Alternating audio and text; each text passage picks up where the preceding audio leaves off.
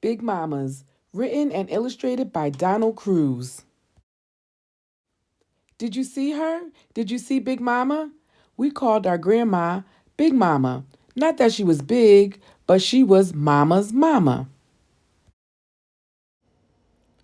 Every summer we went to see her. Mama, my sisters, my brother, and me. Daddy had to work. He'd come later. It took 3 days and 2 nights on the train. Now we were nearly there. Cottondale, Cottondale. Next station stop, Cottondale, yelled the conductor to the nearly empty train. Don't leave no babies on this train. He made the same joke year after year. My Uncle Slate came for us by car. We always hoped he'd come with the horse and wagon, but he never did.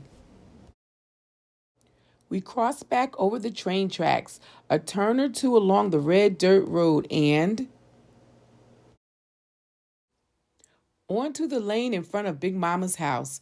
Big Mama and Big Papa were waiting for us on the porch. There were hugs and kisses, and oh my, how you've grown, and how tall you are. Is this you? Then off with our shoes and socks. We wouldn't need them much in the next few weeks. Now to see that nothing had changed. In the hall, the sewing machine that you had to pedal like a bicycle, the big clock over the fireplace, the wind-up record player, the kerosene lamps, and the Sears Roebuck catalogs, our room, my brother's and mine, and Uncle Slink's, across the hall, the room where my sisters and Mama slept, next to it, Big Mama's and Big Papa's room, then to the back porch.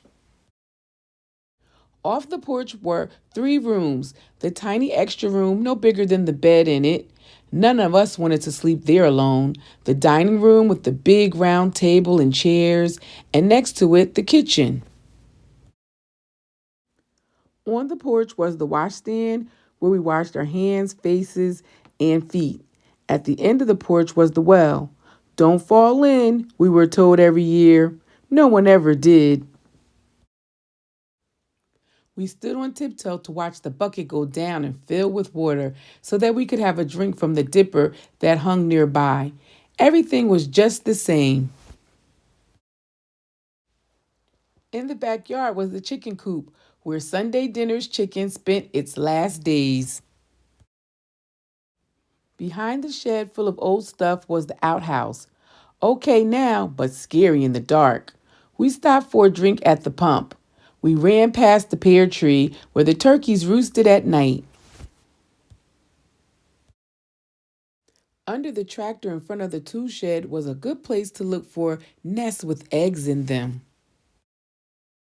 Next to the tool shed was the huge empty pot for making syrup from sugarcane juice. I dug some worms from the big pile of cane pulp. Wigglers were the best kind for fishing. I chose a pole. The barn was another place to look for eggs. On to the stable to see Nancy and Maud. Maud was friendly, but Nancy was a biter. Down the path, past the cow pen and the pig pen to the pond. The flat bottom boat was still there. Plenty of water for fishing and swimming this year. Everything just as it should be. A fish, a fish. I got one, I yelled. Whoo, whoo. The train whistle. Dinner time. Everybody sitting around the table that filled the room. Big Mama, Big Papa, Uncle Slank, our cousins from down the road, and all of us. We talked about what we did last year. We talked about what we were going to do this year. We talked so much we hardly had time to eat. The night was jet black, except for millions of stars. We could hardly sleep, thinking about things to come. Some nights, even now, I think I might wake up in the morning and be at Big Mama's with the whole summer ahead of me. The end.